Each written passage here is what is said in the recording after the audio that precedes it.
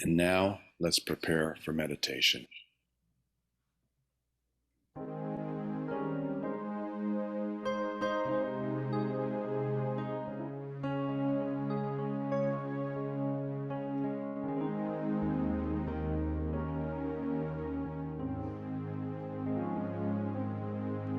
There's a blessing for you and for me,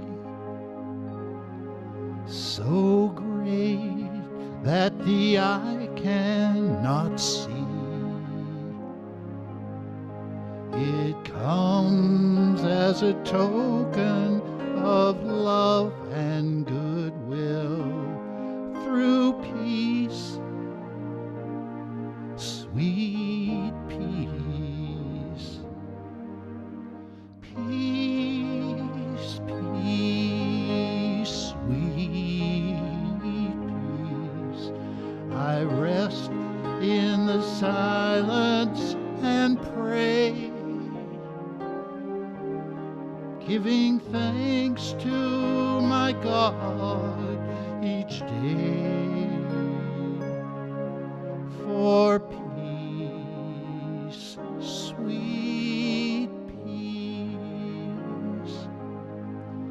When I rest in this wonderful peace, all thoughts of the outer world cease. I dwell in the heavens, the kingdom of God, through peace, sweet peace. Peace, peace, sweet peace. I rest in the silence and pray, giving thanks to our God each day for peace, sweet peace, for peace, sweet peace.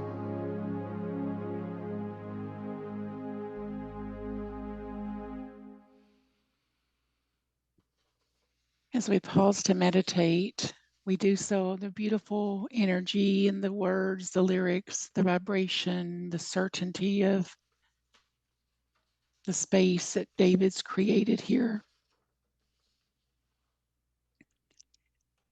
So we use this time of meditation for true depth of contemplation, new insight, communion, and embodiment. I invite you to a big, deep breath.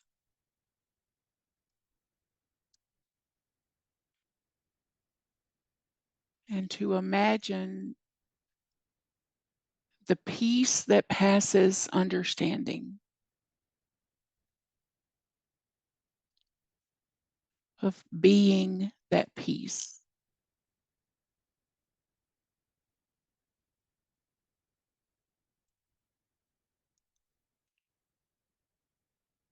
So imagine you're sitting on a front porch, rocking or swinging,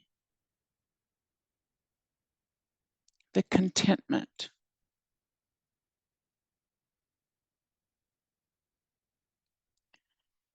And imagine a bird song or cool breeze, refreshing breeze.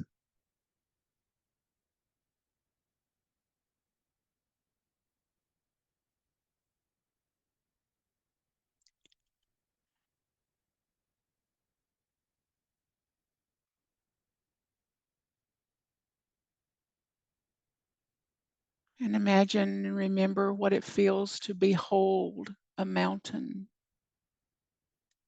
a rock face, or a canyon.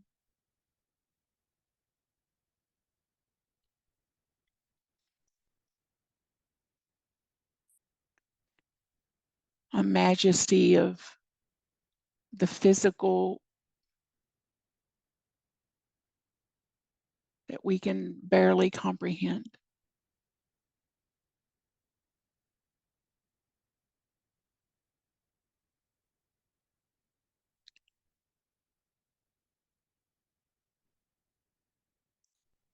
And imagine then the ocean or a large body of water, a sea or a river or waterfall, and the sounds of the water.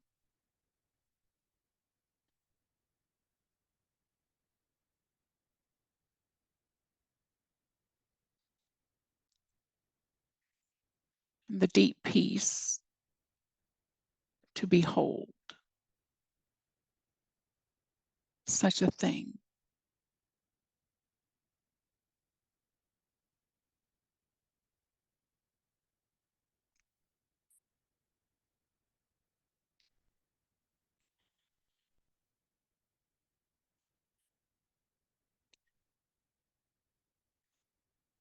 And now imagine a stressful situation. It could be something like a frustrated traffic jam or the worry over a test result. And notice that the physical is just as it is. And what's different is you. It's you with these circumstances, you with this life occurrence as peace. You're new. It's a new you.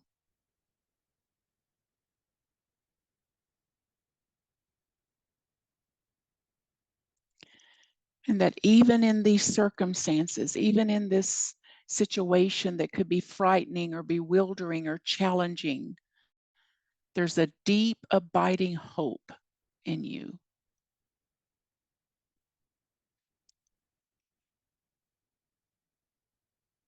Wrapped in peace, a hope, a peace and a hope about the situation that is bigger than the situation itself.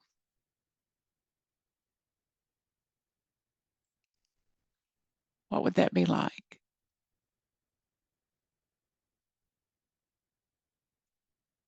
Peace, peace, peace.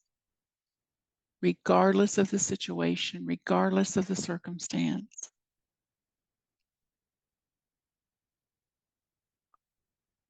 Peace.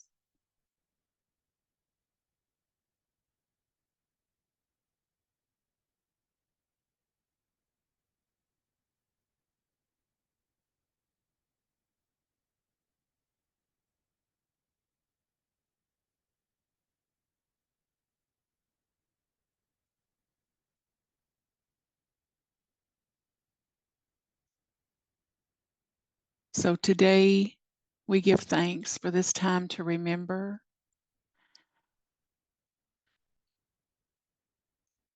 And from Isaiah,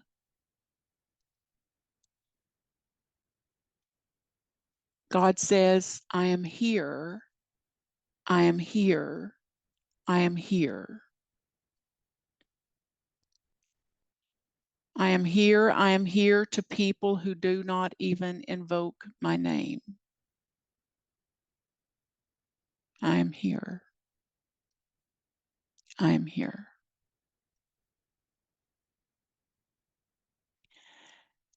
So we give thanks for this certainty of God's presence in all things.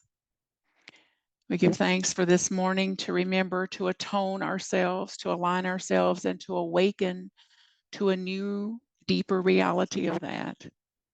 So we proceed, hopefully, we proceed as hope, we proceed as peace, we proceed as all the powers of the divine within our own humanity, and give great thanks for this opportunity to strengthen our own inner spiritual disciplines.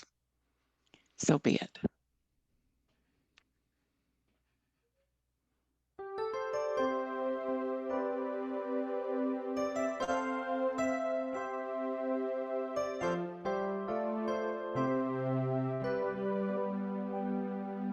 He has a gentle salve for the wounded,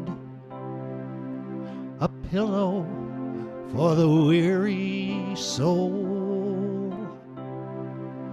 The only hope for some broken hearts is time. He'll make us whole. We're all healing, healing, healing in the hands of time. We're all healing, healing, we're healing in the hands of time. He's taken us all on a journey. He knows exactly every inch of this road. And if we could only see farther down it, we would know, as he knows, that we're all healing, healing, healing in the hands of time. We're all healing, healing, healing in the hands of time. If it's much too big today to handle, just hand it all over to him. Father Time, the master of surprises, will surprise us once again.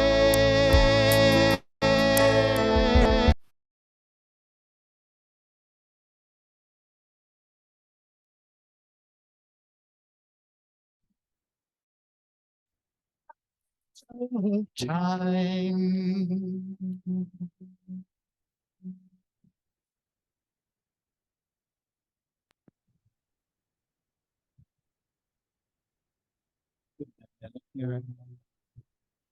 Healing in the hands of time. Yeah.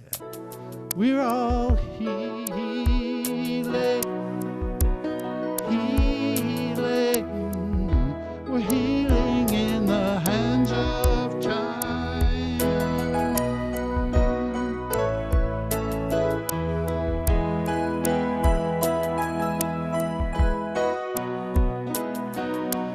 We're all healing, healing, healing in the hands of time. Healing in the hands of time.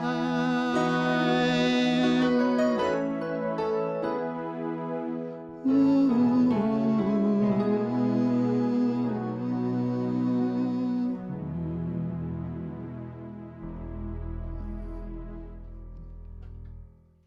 So sorry for the interruption. My internet just blipped. So anyway, thank you. Thank you. Well, I think it's a perfect segue. Thank you too, David, and for just going with it. You know, it's like that's its own sermon. And if we want to talk about hope, are we going to have hope that we don't have an internet snafu?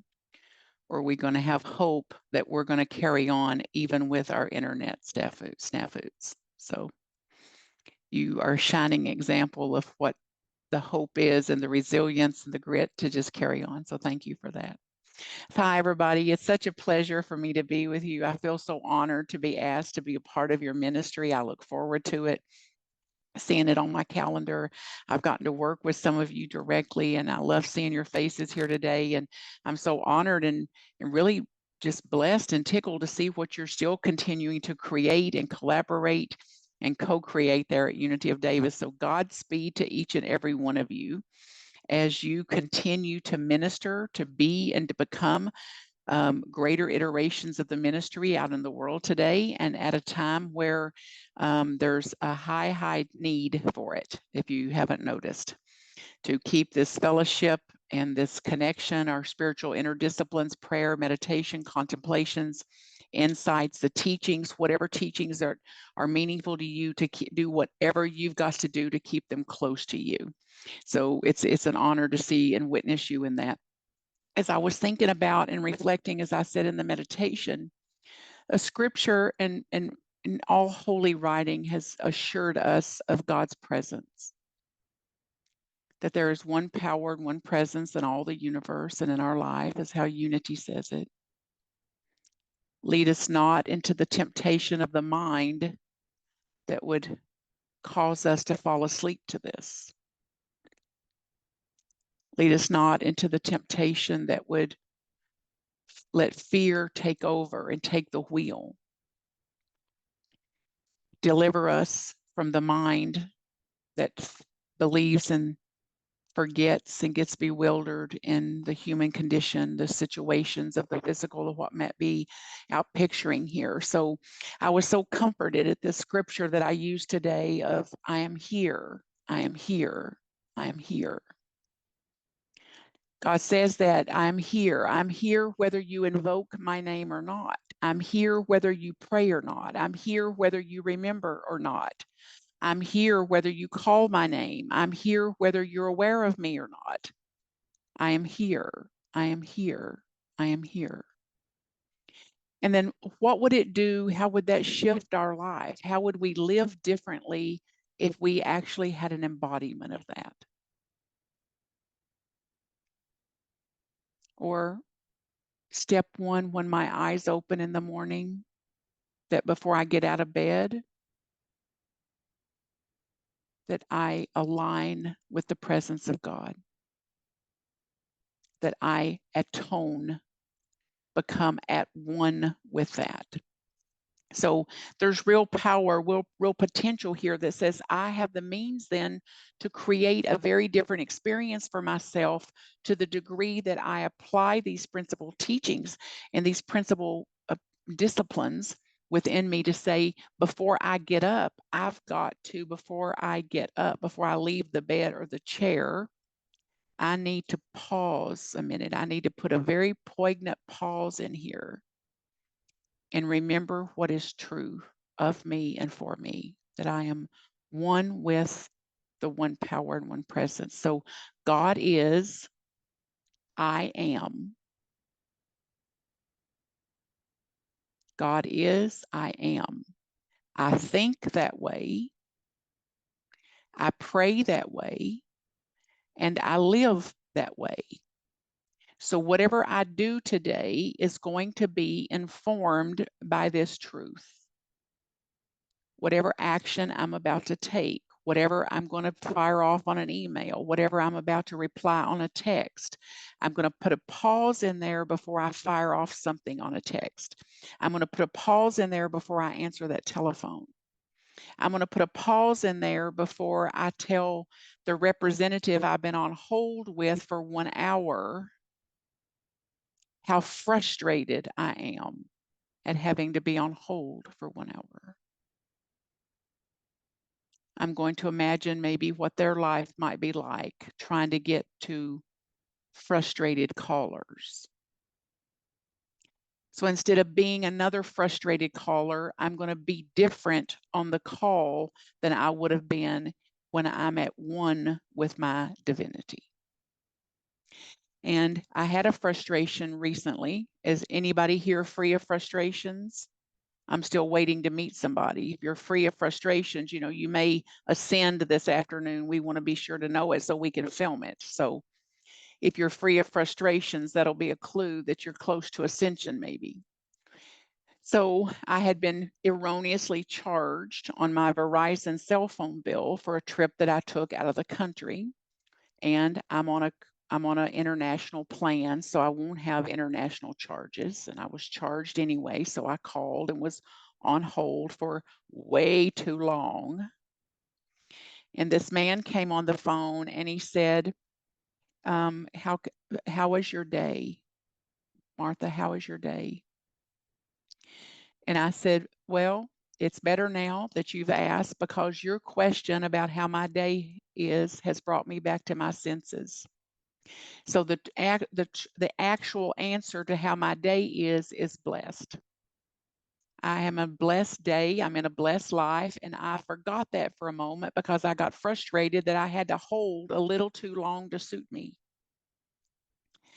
And I said, and before we get started, honey, how was your day? And he said, what'd you say? And I said, how was your day going? And he said, oh my God, I've never had someone to ask me how my day's going. And he said, you know what else? Today is my 21st birthday. So I was kind of hoping somebody would ask me how my day is so I could tell them it was my birthday. So I sung happy birthday to him. And he was so moved by it. He was so tenderhearted about it. And he said, I just can't believe this. I can't even believe that you asked me how my day is. And now you've wished me happy birthday. And now you've sung happy birthday to me. You have so made my day. Now, does that sound simple? And if we believe what unity teaches, that action, that particular action, changed the world. If quantum theory is true, that whatever I say has an effect, whatever I pray has an effect, whatever I think has an effect, then that interaction with that young Verizon customer service representative had an effect on the whole. There's real hope in that. Then there's hope that our actions, our deeds, our words, our prayers, our spoken tone of voice, our thoughts are actually affecting things. There's great, great hope in this. So I know you all have done things like I'm describing that I did on the phone that day because I know who you are. I know that that's what you're about in the world. I know that you're out there making a better world, making a different world than the one that we have inherited, the one that's come down. And I want to uplift that hope and encourage you then to continue to find ways of how one simple action, one simple change of our mind, one simple renewing of our mind has the potential to change the whole for the better. And I was curious when I gave this talk title, Hope, and the acronym, the H.O.P.E. And it's interesting because in my mind, how I put it forward was hang on, pain ends. And how it showed up on the slides today and in the talk title was hold on, pain passes. So that's where the H.O.P.E. came in. And I can report to you that how little any of that mattered. The title, the acronym, or anything else, because the intent of it was there. And the mind, this mind that can't be satisfied with much, would say, oh, that's a mistake. It doesn't even make sense. It was H.O.P.E. It wouldn't be hold on, pain passes. It would have to be something that starts with an E. Then it could get all twisted up in that and say, oh, what happened there? Martha, who made the mistake? Martha made a mistake. Rich made a mistake. Mary made a mistake. So who made a mistake? Oh my God, let's find the source of the mistake. Or let's not. Let's not call it a mistake. Let's align with it the way it is and see how little it matters. And do you think after today or after this message or after a minute, anybody's going to remember a talk title? So this is the power in this, to say in every single situation, in every single interaction, I've got to make the choice for peace or pain. And in my choice in those interactions, in those crossroads where two roads diverge in a wood, to say, I'm going to be one that's going to create, I'm going to do whatever action I put forth here is going to be a contributor toward a world I want to see more of. It's going to be a contributor toward a world that I want to be part of creating. So not more violence, not more hate, not more frustration, irritation, fault finding, nitpicking, blaming, shaming. Enough of that. Have we had enough of that? To say then, okay, then my choice today is going to be Dr. David Hawkins. Many of you know that I'm a student of Dr. David Hawkins, and he wrote several books, and the one that I'm the most devoted to is Letting Go, A Pathway of Surrender. And he said in there, in every interaction, every decision we make either uplifts our vibration, either uplifts our consciousness, it either expands and grows our consciousness, or it decreases. So it's like evolve or devolve. I say it is, I feel more peaceful or calmer, or I get more jacked up, more anxious. And then the more jacked up and anxious I get, the more animalistic we get. So it's no little thing to say, okay, I've got to make a conscious choice about how I'm going to be with this. I'm going to have to make a conscious choice on how I'm going to respond to her tone of voice. I'm going to have to make a conscious choice at how I respond to that look she just gave me. I'm going to have to make a conscious choice to how long it took a customer service person to answer the phone. I'm going to have to make a conscious choice with how I am with this doctor's office where I call 3 times to make sure they had all the medical records they need before I get there. And then when I got over there, they didn't have them. This is life. This is life happening. And one of the notes that I took today for this talk, I remember having to do some work around and having to do it again today and this week with the difference between false hoping, false hopes, which is like what I was meaning with David earlier in the talk. Like the false hope is, oh, there's not ever going to be a blip in technology. What's the chances that there's going to be a blip? What's the chance? So that's a false hope. A false hope that says it's a fantasy, a denial of reality that says with all of these connections and cords and electricity and monitors and music and interactions and interfaces and bandwidth and who knows what else, it's a miracle we even have any technology.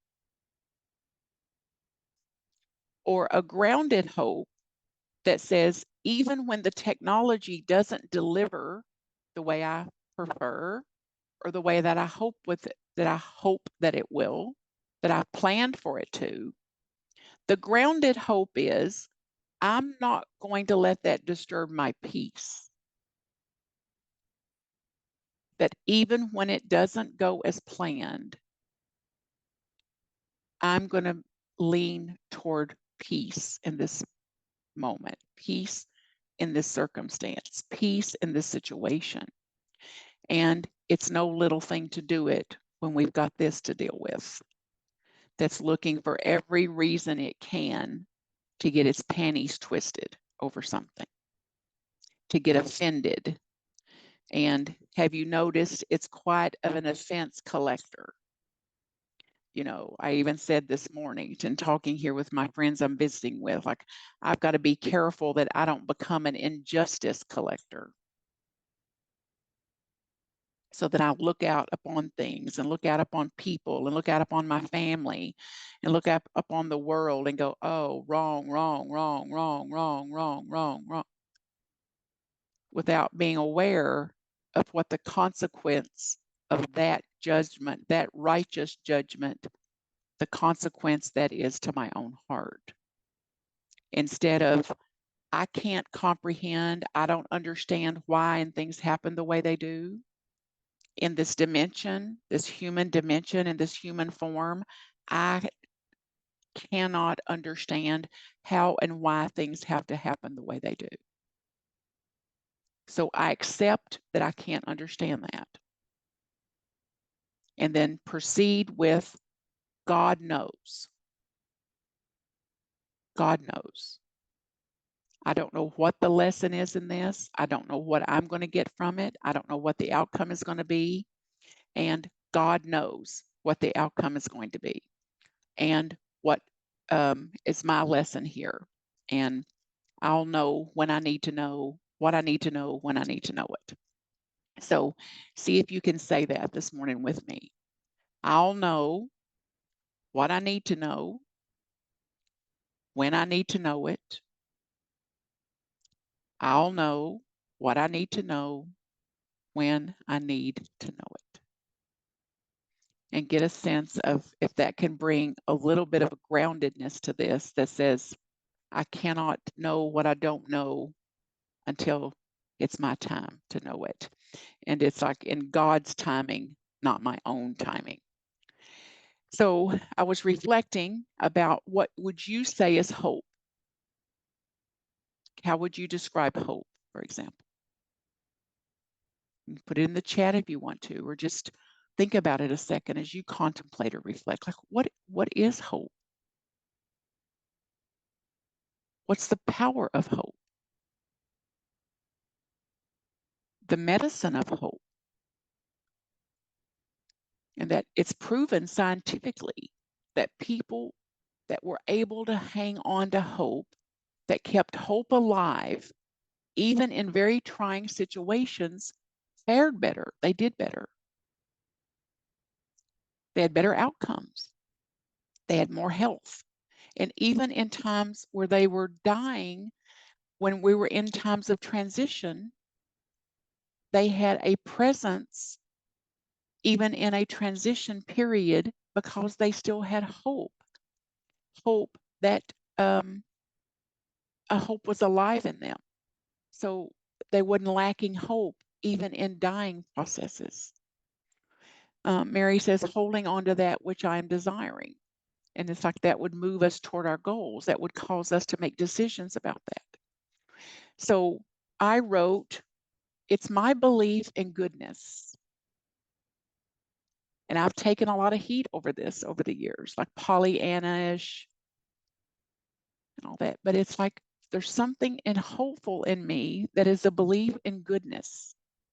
And I'm doing a program that starts in the fall that's using a book called No Bad Parts. No Bad Parts. And it's by a therapist named Richard Schwartz, who's been at this for over 40 years now. So check that out if it feels resonant with you. I wrote, hope is my belief in goodness, my belief in the goodness of the world. And it doesn't mean that there's not problems in the world or that people that are doing things corruptly or with greed. It's like it's not a denial or a delusion that doesn't exist too. And I've got to I can't let that take over. I've got to keep some balance of that exists in the world. And there's also goodness in the world. And these friends I'm visiting here was telling me today that they got an invitation to a high school graduation party and it had 2 kids' names on it. And they didn't know the other kid, but they got curious about why has this got 2 kids' names on it? You know, this kid's not in our family. And they found out that the little kid in their family said, this kid's not going to get a graduation party, and I don't want a graduation party if he can't be part of my graduation party. So he reached out to someone who wouldn't have a graduation party and made it part of his family. And the family members all kicked in and brought gifts and money and things to uplift that young man. And he's already enrolled in the Air Force. He's got real plans for his life here. So this is my hope in goodness, my hope in humanity. These are examples of it, and I get to live it every single day. It's also my hope in others, that I have an inner discipline, a spiritual discipline that requires me not to assume ill intent. So if someone didn't invite me to a party, for example, that I assume no ill intent on that. If someone excluded me, if someone used a certain tone of voice with me, before I react to that, I must assume no ill intent there and at least check it out before I proceed as there was ill intent here. I also have a belief in the goodness of myself, that of course I have failures and fallibles and foibles, and I have my own boogers. And I don't want to lose touch with the desire of my own heart and my own intent to live a righteous life, to live a life that leans always toward what I believe in my own integrity is the right way to be and the right thing to do. And believing absolutely that I reap what I sow is going to inform most of my actions. So before I take action, I've got to say, am I willing to reap what I'm about to sow here? So maybe hope is all I can muster. Sometimes with doubt, disappointments, frustrations, bewilderment. And I'm going to, even in those times of bewilderment and doubt and worry, I'm doing everything I can to keep hope alive. So what are some things you do to fuel hope? What are some ways that you bolster up and grow and expand your own nature, your own vibration of hope? And as I do, I get to see new possibilities. I get to see that I was blind to certain things. If I get offended at a person, I can see, no, wait a minute, I've known her 30 years, and this is not characteristic of her. This was a one-up. This was a one time that this happened. I know that what I'm believing about her in the situation is not true. When I can step back from it and get a broader perspective from it, I'm going to react very, very differently than I would have if I'm not able to do that. So I believe we're called, and I think I said it on the last service where I served with you the last time, that I believe we're called to be the next generation, the 8th generation that's referred to as the ones that will not disregard our story, will not disregard the past, but we're going to bring whatever's within that past, whatever's within our story, and be the ones willing, resilient, and full of grit as well, then to embrace that which is good, that which may be outside of ourselves, and that which may be new. And you've heard it many times, I'm sure, with metaphors like, we are the ones. Now is the time, and we are the ones. And if not us, who? If not you, who? So I hope today you'll renew yourself with a new vitality, a new possibility, some kind of new frolic in you that's grounded in the fact that God's promise to us is, I'm here, I'm here, I'm here. Whether you invoke my name or not, I am here. And to use these moments of your times of contemplation, spiritual disciplines, meditation, insights, readings, prayers, mantras, whatever you use, to bring a new level of contentment, a new level of hope, and to direct our minds, to direct our mind and our eyes and our actions toward that which we want to see more of, to be a contributor, a creator in what I want to see more of. Then we can rest tonight and every night when we go to bed with where today did I kind of miss the mark on that? No hate, no blame, no shame, and renewal, a renewal of my mind, And I begin in the morning when my eyes open to say, God is, I am that I am. I'm going to think that way. I'm going to speak that way. I'm going to pray that way. And I'm going to take action that way. And then I am creating the hope I want to have in myself for my own well-being. I'm creating the hope I want to see in humanity. And I'm going to be a hope creator with the phone calls I'm on, the letters I'm writing, the text I'm sending, or whatever else, and begin again every single day. And in Isaiah, the quote came from Isaiah, the 65th chapter and verse 1. And for those, Marilyn, I think you were asking, honey. So Isaiah chapter 65, verse 1. Okay, it's time to begin. All blessings to you. I have a hope just by being a part of you, seeing your faces here today. You renew my hope in humanity. The lyrics of the music, the words, the songs, our prayers together, and a new encouragement that if I lose my connection with God, that God hasn't moved. So all I've got to do is renew my connection with God in whatever ways you do it, through a mountain view, through an ocean view, through the wind, through a reading, a prayer, a daily word, whatever you do it. And if I'm not feeling satisfied, it's my responsibility to do what I've got to do to awaken myself again. And one of my Sufi teachers years ago in one of my mystery schools said, just so you know, the fish in the water's not thirsty. Fish in the water's not thirsty. So if you're thirsty, if you're thirsting, there's a remedy for it. I've put in the chat here a way to contact me, which is my email and my website. At any time I can support you, get directly in touch with me. I've also got new programs I'm launching in the fall and September that are 8-month programs. If you want any information about them, email me directly.